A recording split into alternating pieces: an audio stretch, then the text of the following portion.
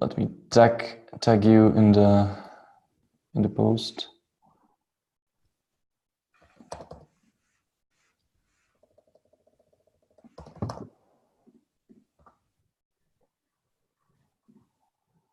Okay, going live here.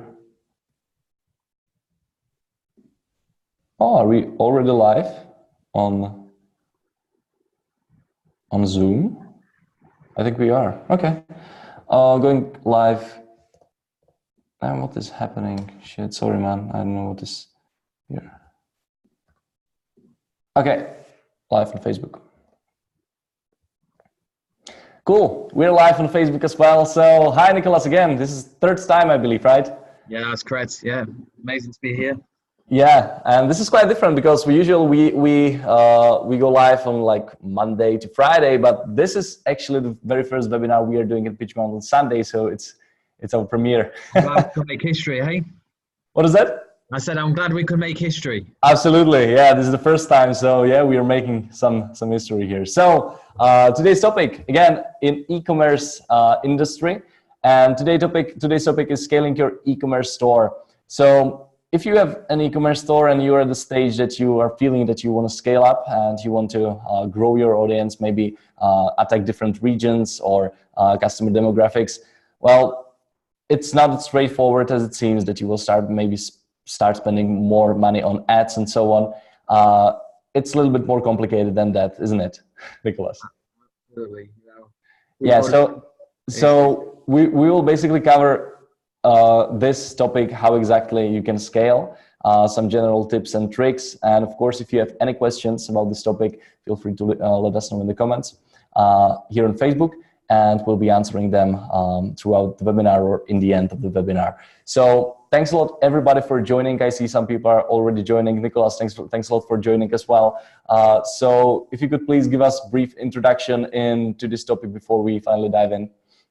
Yeah, so it's basically the overall topic is how we can grow from doing small orders to larger orders and making sure we sustain the business as well, as it's very important when you grow that you don't lose focus on the core things that you've set up on. So we'll go through some points today on what we should do, what we shouldn't do, how we can move forward, and we'll answer any questions really that you guys have during this webinar and go from there, really. So, all right. And I mean, you're quite qualified to talk about it, right? You have your own e-commerce store and you manage multiple stores for your clients. I think, qualified is a very strong word, but I've, failed and I've also, I'm succeeding. So, I can pass on my experience that I've had along my journey of running e-commerce stores and pass on my advice that I've learned. All the stuff I've learned not to do and what to do, I can now successfully pass it on as I've really experienced it myself. Yeah, I think qualified is not a strong word. I mean, from the things we discussed in previous webinars, you know a thing or two about e-commerce. But if you could be a little bit more specific, what exactly is your background in e-commerce for people who are joining right now? Because I see some new faces. I see JS, I see Joby. I didn't see you guys here before. So please, Nicholas, can you introduce yourself a little? So I run a company in the UK called FF Brands, and we are an e-commerce brand agency. And we take on brands around from Czech Republic, all around Europe. And sometimes we're expanding to America, and we bring them into the UK market. And what we do is build websites from the start. And first we take the brand, we look at what the brand does, we look at where the target audience is, and then we build an e-commerce website for that brand for the UK market, and then we advertise that, and obviously bringing the sales, also retaining the customers. So so today I will be talking about how we've done that, what I've learned, and what we need to do from getting from your first order to your 100 orders a day plus. So it's a really interesting one. So if I understand correctly, the thing you do is that you reach out to client, or client reaches out to you. They're, for example, in Czech Republic, and they want to go to different region, UK to be specific, and you help them to process this whole operation, right? All right, so you specialize in scaling businesses to international size. Yeah, I would agree in a sense of, the UK market is a very different market to, from the home market that the brand's coming from. And it's a very, very strange market, I would say. So we look, brands don't know how to focus on the UK market. And that's what we do. We say, look, guys, we've got experience in this. We've got a team. We build websites. So the way that consumers are buying now is more directly off brands. They want that connection with the brand. They want to feel special, and that's what we do with these brands that we take on board. We try and build this brand up in the UK with the consumer and build that connection. So it's not just about selling the products; it's also selling that experience. Why is UK market so different from the rest of the Europe? Because we're so small. Because we're such a small country, but we have a huge amount of sales from e-commerce stores. So apart from the US, we are like one of the largest in e-commerce growth. Obviously China and stuff like that, but compared to the rest of Europe, we are still growing at a huge rate compared to the rest of Europe.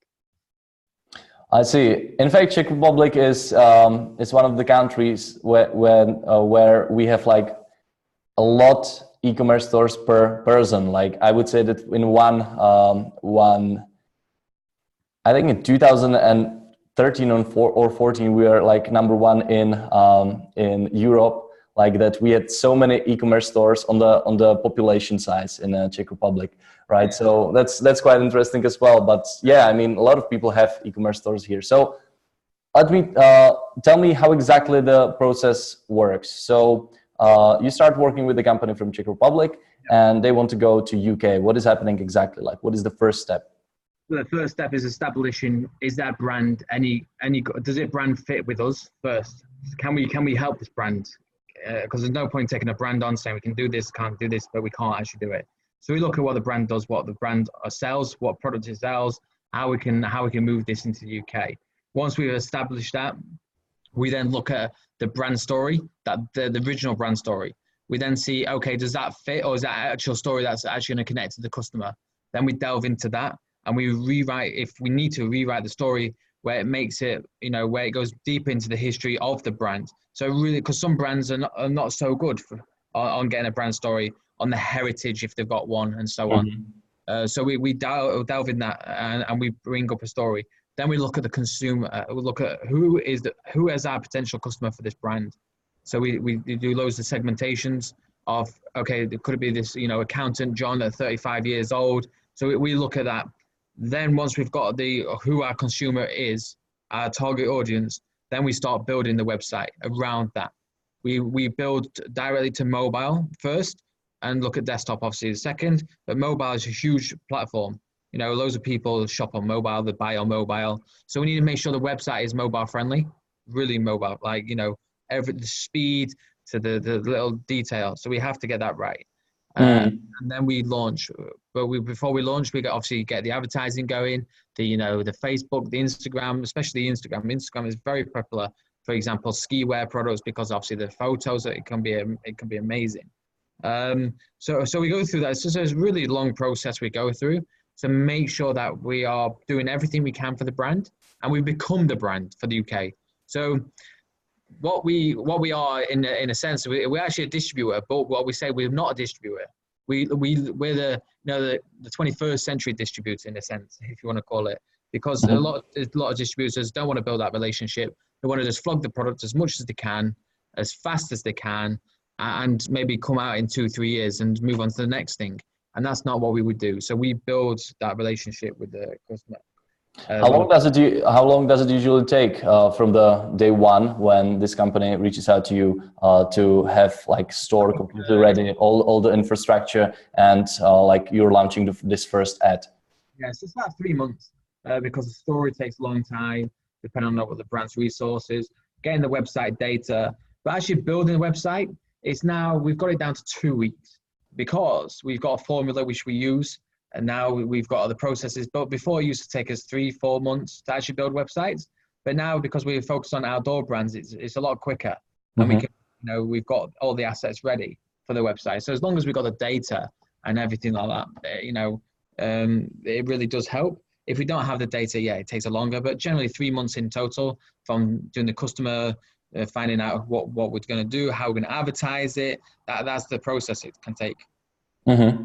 You're putting a lot of emphasis on story and brand. So do you work only with companies who are really, who go all into branding and like having their story right? Or do you work like with more general and generic stores and you are helping them to craft the story?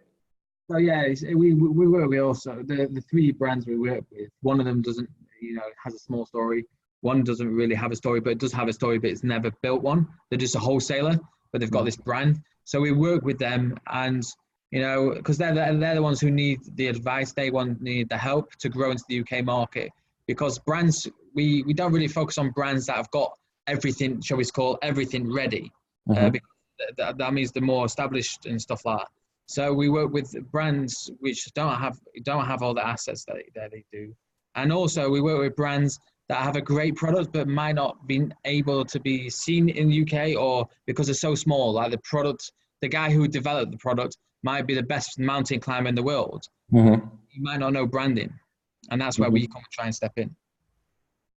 I see. So you work mostly with more mature, like bigger already companies established who are already selling in their home market. Yes. And but our next stage is to work with brands who are coming up, or little brands that have massive potential. So that is our next step.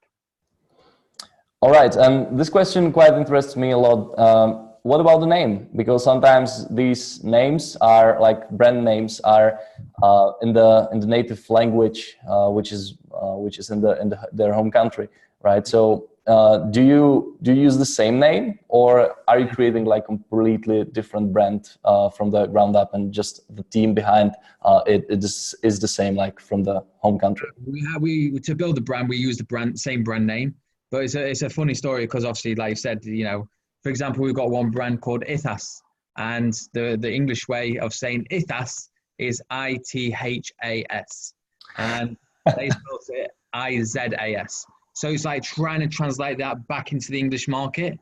So we for example, we buy the domain name. So because people are bound to spell it wrong, because when I told our shareholders, when I told retailers that what brand we're bringing in, they were like, "Oh, do you spell it like this then?" And no, you don't spell it like this. So it's a very difficult one, but you have to use the same brand name. Otherwise, you might as well build your own brand.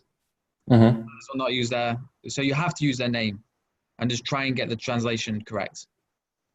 So for everybody who is starting like locally in their country, you would recommend something, some name which can be in the future used globally, right? If they will get into the stage that they are scaling like to more countries. Yeah, you should always, when you start a business or start your own brand, you should always look at what's it going to look like in 10 years when I've scaled this business. Can I scale it internationally?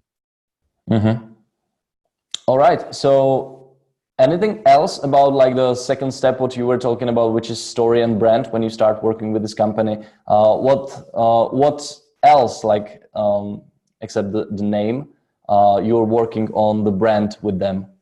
So we work on the brand imagery down to photos. So we try, once we start selling their brand and product, we try and work on the photos, make sure they don't look fake, make sure they look authentic. Well, they are authentic, not try and make them look, just try and get real life photos and start using them across the brand, because people are moving away from all them fake imagery, all that. They want to make sure, they want to like pretend that it's them. So, on a mountain, you don't want it to look fake. You want it to look like, yeah, that's achievable. Even I can do that. And that's what you need to do. So you need to work on the imagery, make sure all the imagery is right. Depending on your brand, that's where your imagery comes in. If your brand's not a hardcore brand, don't go and get some imagery that makes it look hardcore, because it puts people off. So, I see. So yeah, we're working on a lot of things like that. But it all boils down to like understanding the customer, right? Like what will resonate with them, which is actually the second step, the third step you mentioned, that you identify the consumer. So how does this process look like? So for example, Kilpie, we've built a customer, like, we built different types of customers. Said, okay, so that customer is going to be an accountant. might not want to be, you know, he might finish a 9-to-5 job, for example, and he's not a serious runner, but he wants to achieve that next level. So he doesn't run 1 day a week. He doesn't want the cheapest gear, but he wants a quality gear. But he doesn't want to, maybe not interested in the big names because he doesn't want to be like all these big people. He wants to do that next step, and that's how we build. We do all these customer segmentations on you know, who is our potential customer, and that's how we look at it. So we look at what the brand is, and there's no point trying to, like I said in my previous webinars, no point going against the biggest brands because you're going to lose. Find out your niche, find out where you can fit in the market, find out where the space is in the market, and that way you're more likely to succeed. You mentioned segmentation. How do you know that you're creating right segments, and how many of them you're creating? So we go through a lot of research. So we have some third-party people look into the research for us as well, who have got, you know, who've worked with the big brands, who we can get the guidance of, because we're not always right. So we try and pull as many people as we can to build these segmentations on the brand. So we do, you know, like a pitch to everyone, and we get everyone's feedback, and we see where we go from that. Do you get enough data from their home country, and does it help to like creating these segments? Or is it so different in UK? I think that's a hard question to answer in full terms. Some of their data does help, some of their data doesn't help on their home country. It depends on the home country and what they like, because everyone's different. The color, like sometimes the colors are different. You know. And the colours in the UK might not suit the colours that the Europeans wear or the Americans. So we have to look at everything. I see. All right, so let's move to the tech part. You said that you're building mobile first. Why is that? Do you like see that more than half of orders are coming from mobile, or are you building it for the like future brand? So, you know, one piece of advice, and I learned this from another guy. And he said, Nick, you should be focused on mobile. And obviously I understand why, because a lot of data proves that, you know, a lot of sales from the UK market is coming through mobile, because they're on their way to the, you know, work and stuff like that. And if you don't, when we first launched, when we were just playing about, we didn't really focus on mobile, and it really pulled us down. So we started thinking, right, we've got to be with the 21st century. What we're doing, like, it's because we were rushing, trying to get everything sorted. Do you know what I mean? Like, we've got 5,000 things to do. We just forgot. So when we build websites now, we really focus on the mobile experience, making sure that, you know, all the buttons are right, they're not misplaced. If you've got an image with a person on, the face isn't coming off the screen, it's actually in the center, so the person is still, the video is good on the home page, so make sure it's not off center, or the text, or the menu, and the product descriptions, making sure that are all in line, and it goes across all mobile devices and all web applications, such as, you know, Chrome, Safari, you know, Firefox, making sure it works on them as well. So it's a very, very technical process we have to go through. What platforms do you use to build these stores? Is it always like Magento, or are you using Shopify, for example? One site on Shopify. So we've got one store on Shopify. All the rest are down to Magento because of the customization we need for these stores. And that, going back to my previous webinar, and I said, you need to focus, you need to look at what software is best for you. So we do have one store on Shopify because that was the best software, and we didn't need to do a lot of customization. But however, for the other brands we've got, we need to do all the customization, and that only came with Magento. So we do run Magento and Shopify. I see. And you also mentioned that Shopify can get more expensive in the future when you want to do like more customization, right? Yeah, because if you don't know coding, you then have to hire Shopify experts and everything like that. And obviously that comes at a cost. So does Magento as well. So both stores do come at, you know, a cost. And that's what I'm saying. If you're growing and you want like customization, in my opinion, this is my opinion, you should go for Magento if you can afford a developer to work on it with you. What customization, like, to be specific? Because I can imagine that I can start selling without any like custom elements on the store. I can just take a Shopify theme, like set colors, set logo, and so on, and start selling. But what exactly do you mean by customization? So we did a thing called Kilpie Club, and what that does, it gives members discount, it gives them free returns, it gives them points, it gives them a birthday present every year on the birthday. You know, it does free shipping, and so on. And that required a lot of customization because you had to pay for it. The customer had to pay for it £10 a year, but they got all these extra benefits. And you know, 10% off the original price anyway, you're saving straight away on, especially in the winter season. And that came out a lot of customization. And the reason we did that, which I'll talk about in the webinar today, is to do with customer service and also the customer experience, because you want to, and the brand building, because the more data you have on the customer, the more brand data you can push to the customer, and also the more sales you can get from a customer. I know that payment gateways can be quite a hustle and struggle when you are actually trying to open some account with them. So how does it work when a company scales from their home country to UK?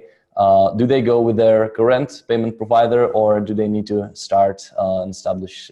Yeah, so this is a problem. For example, we had when we were building a client's website for them. They was based in Spain. They wanted to use their home, you know, what the banks built them. I said, that's a bad idea. That's a really bad idea. The banks don't build payment gateways for e-commerce stores that great. I said, you want to use Stripe, because Stripe is more international. You know, it handles multiple currencies, and that's the way you should go. So you always use the more international ones, such as Stripe, Braintree, PayPal. Always you try and use them, so that they can take multiple currencies. You don't have any problems with integrations if you're using Magento and stuff like that. So always stick with the top ones that are not done by the banks. But if you want to start using Stripe in UK, and for example in Czech Republic, Stripe is not supported, it means that I need to establish some legal entity, right? In the UK, such as I believe you have LLC, right? Like this. So I need to start a company there. I'm not too positive sure on that, but there's other ways you can get around it, such as Braintree. There's a Braintree gateway. I'm not sure if anyone supports it. So try and go ones with the you know, that do support international currencies. So always make sure that you get international currencies ones. Always make sure that you support the latest versions of e-commerce software, such as Magento, WooCommerce, PrestaShop, if you're using them platforms. Otherwise, you'll face a big headache. All right, so we already have like store ready. Everything is ready. All the software is set up. All the inventory management is set up. And then like last step is promotion, right? So how does it work in a different country? Like what are the differences when you are working, for example, with company from Spain, they want to scale into UK? What are the main differences in the promotion strategies? So it's the wording. So the translation. So different markets, it's like we don't really touch more international markets such as Italy and stuff like that. And the reason we don't is because we don't know their terminology for things. Because we've got a different terminology, they've got a different terminology. So if you're expanding to a different country, you're going to advertise in it, always look at what they use. So for example, we want to expand to the US. So we call our stuff trousers. But it's no good going to the American market and calling them trousers because they don't know what they are. Call them pants. So when it's the same for advertising, when you're advertising in different countries, make sure you try and get the correct translation, try and get the correct, wording. And if you're going to do it, hire someone who knows that for that market, I would say. But just in general, from getting your first order to growing it, you just need to make sure that your advertising stays key on point. It's about, if you're selling a brand, if it's your own brand, trying to push that brand and trying to push the brand story to customers who've never seen it. And then also make sure your remarketing set up. Because the first time the customer comes to your website, they're most likely not going to buy. And if you don't have anything set up, then do you know what I mean? They're going to forget you because we've got so much competition.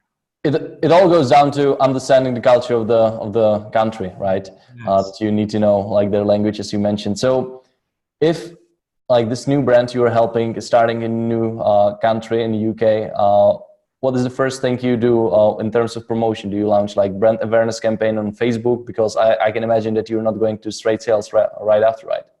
Yeah, so luckily enough, the brands we take on board, it's everyday products such as outdoor wear, hiking, and so we do get lucky where we do sell, first go advertising. But yeah, you're 100% correct. We do brand awareness campaigns because it is about long term, to build that brand, to get into people's head. They might not see us, but we want people to remember who we are. So if we keep pushing story, people will remember, oh yeah, Ithas or this. And they'll remember, if I need some outdoor pants or trousers, that they will come to, do you know what I mean? They'll come to us because they remember. Yes. And if you're not out there and pushing, they'll go to your competitor. Because the competitor's doing exactly the same, pushing. So it's very important. And you are using the story you came up with in I believe it was the second step of your process, right? That you create a story about the brand, you create the brand photos and so on. So you're using it in the brand awareness stage. Yeah, so we do brand awareness, we do traffic campaigns as well to build the traffic up. And then Facebook, I've got so much data on the customer, that then we run catalog ads, because by a week's time we've run traffic ads. The Facebook have got all the data. They know who to push the traffic to, their catalog sales products to, and then on top of that, you run your remarketing campaigns. So anyone who comes to the site, so your remarketing campaigns, it could be about the brand, it could be about the product they were looking at. So make sure all that's set up in the process as well. From your experience, I know that this might be a little hard to answer, but how many touch points do you need to create before the customer buys? Is it like the rule of thumb, which is 7, or is it more or less? It's from 3 to 7. Yeah. So okay. It varies. But yeah, I think you've hit the nail on the head. Really, it's up to 7. Because they keep back, they keep you all the way for payday. So it depends on when the customer's looking, but it's 3 to 7. Mm-hmm. And it's a combination of like all 3 campaigns, right? Brand awareness, traffic, and conversions, or? Really, it's down to like just the whole campaigns itself, making sure you just the brand story. So for us, again, it's going back to what we've experienced. It's around that brand story and product pushing.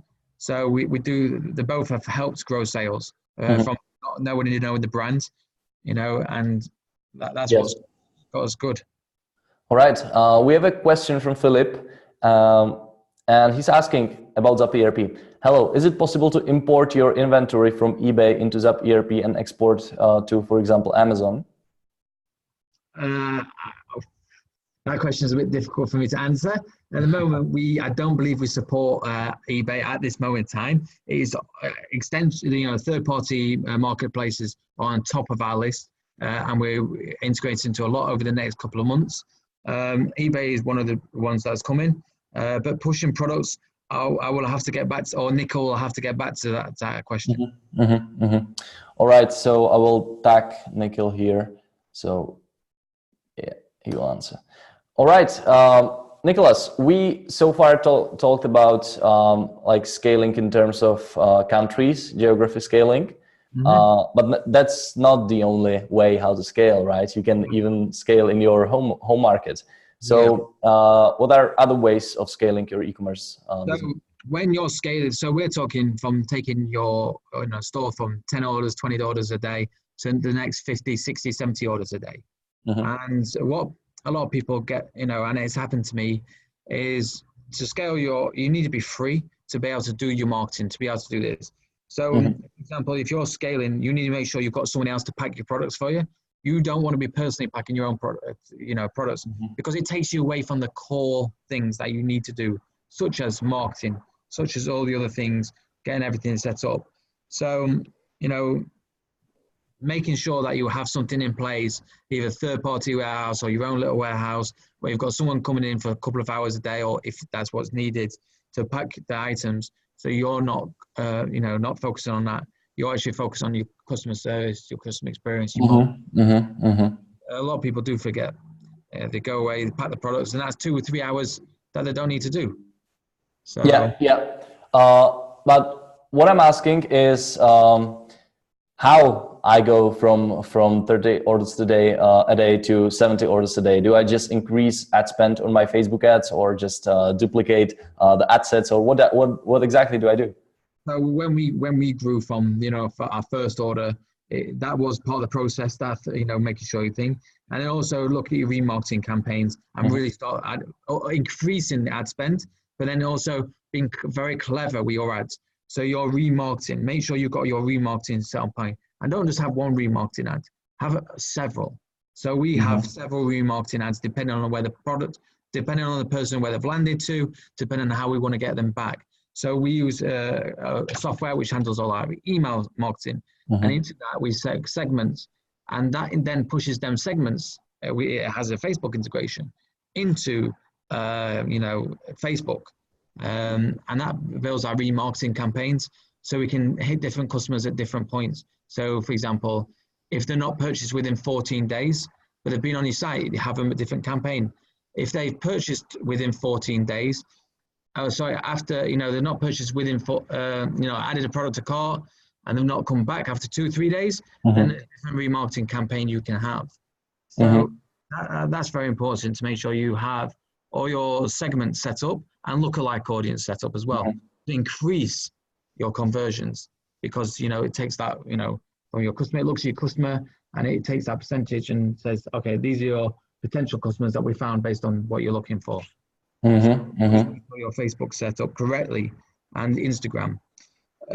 The next one, obviously we touched on email marketing previously, is making sure your email marketing don't have just one mail set up to say, hey, come back to our cart.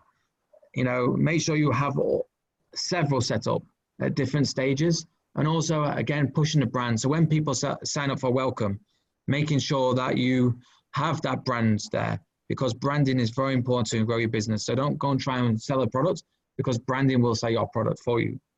And marketplaces, try and work with different marketplaces, because some people just shop on certain marketplaces. We know people in the UK just shop sometimes just on Amazon. They don't go anywhere else, because they've got a trust with that with that marketplace. And again, it's the same with eBay, and it's the same for many other marketplaces in a lot of other countries, their home marketplaces. So try and work with your marketplaces, and try and work with the international marketplaces as well. So and this is exactly where ZAP ERP, right, comes to the picture, because it's quite difficult, like, to stay on the top, all the inventories and so on, if you're selling from Amazon, if you're selling from eBay, from your own store. So that's actually the use case, one of the use cases for ZAP ERP, right? We are, when I joined Nicole with ZAP ERP, the main focus was saying, look, let's build it for e-commerce businesses. And e-commerce business is not just having a Shopify store, it's actually integrating with these third marketplaces to sell more products, to grow the brand. And that's another thing, like I said, there's a lot more integrations into third marketplaces like Walmart and other local marketplaces in a lot of other countries. And you're still adding all these integrations to ZAP ERP. You mentioned eBay, that will be added in a couple of weeks, months. I'd say a few more weeks, and we should be on it.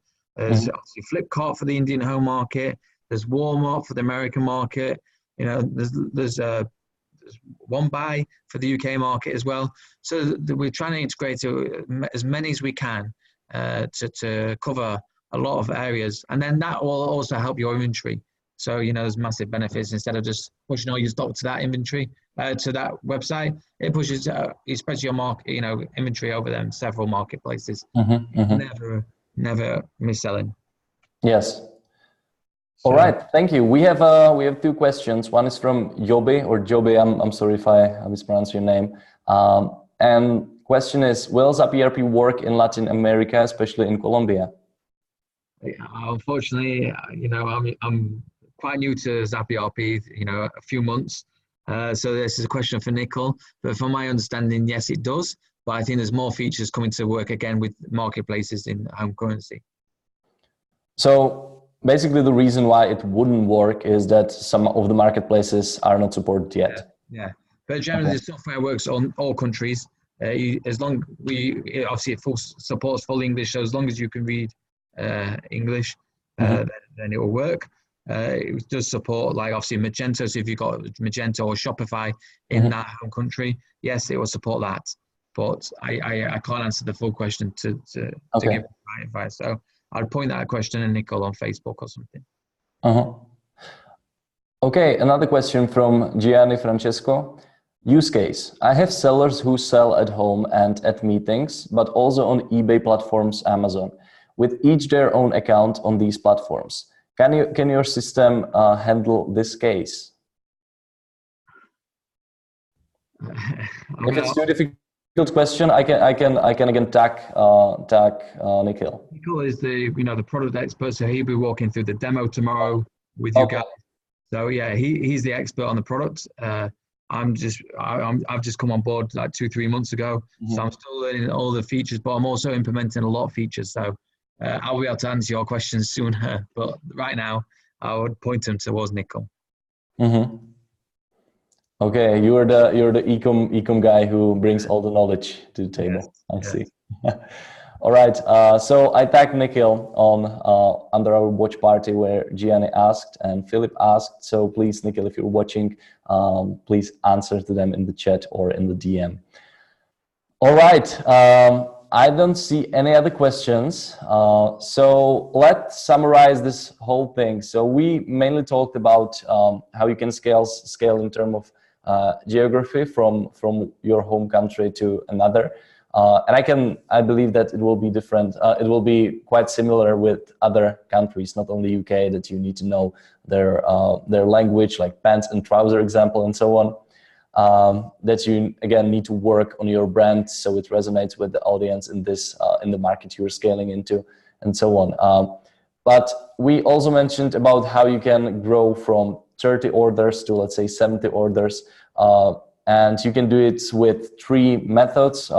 I believe there are more methods, but the 3 we mentioned is remarketing, because a lot of companies leave a lot of money on the table and they have just maybe one remarketing ad set. And I have a friend who is actually doing consulting for e-commerce stores, and he says that there are just not so many e-commerce stores that do remarketing on Facebook correctly, and that it just usually free money, that it takes maybe 1 day or 2 days to set up, and it can like really boost the revenue. Yeah, no, that's your friend's absolutely correct. Yeah, a lot of people don't set it up correctly, or they don't set up at all. Why? You're just wasting all that Google Ads money onto your site, and there's no remarketing behind it. It's very bad. Yeah.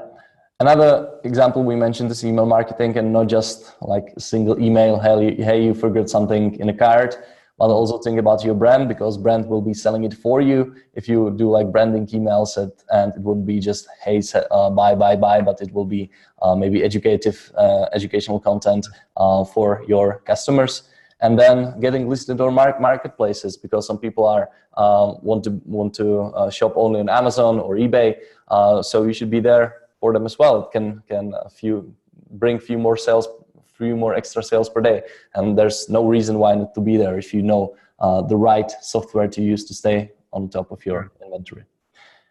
Okay, so let me quickly share my screen. So we are doing e-commerce Ignite Bootcamp, start and grow and scale your e-com business with automation. We are today here with Nicholas Myers, who is the CEO of ZAP ERP product we're launching tomorrow. Yes, tomorrow on 11th. And you can join our tomorrow's webinar on zaperp.pitchground.com. It will take you to this landing page. You will just fill in your email address and I will send you a notification. So today we talked about scaling your e-commerce business. Replay will be available on YouTube. It will be available on Facebook. So if you joined the ring during the webinar, you didn't see the start, so you can watch it always later. And tomorrow, same time, ZAP ERP is launching. Nikhil will join. It will be like in-depth walkthrough how exactly you can use it. You will discover all the features, and of course there will be a huge Q&A as usual with the launch webinars.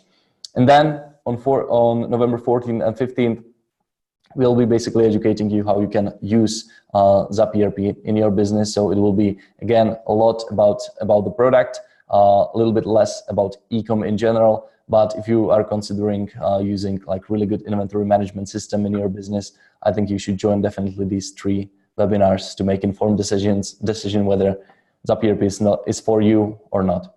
So once again, zaperp.pitchground.com. Sign up for our tomorrow's webinar and other webinars as well. And we'll see you next time. All right, Nicholas, that's it. Thanks a lot. This was a really interesting conversation as usual. Always is. And I don't see any other questions on Facebook. I don't see any other questions on Zoom. Yeah, so I think we are good to go. So everybody, thanks a lot for joining, and we'll see you tomorrow when we are launching ZAP ERP. Nicholas, have a great evening. Thanks a lot. Thank you. Okay, bye-bye.